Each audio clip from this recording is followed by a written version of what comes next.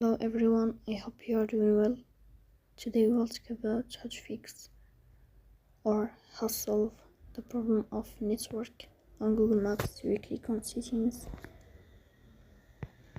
Here we go to apps, default apps, app settings. Then we will search about Google Maps and we click.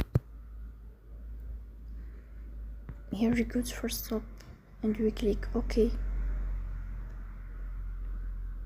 Here you will enter to storage.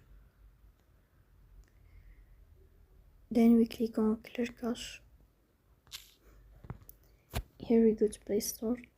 You search about Google Maps. If you find update, then we'll update your app. So that's all. Don't forget to support us by like and subscribe. See you next time and thank you for your watching and your attention.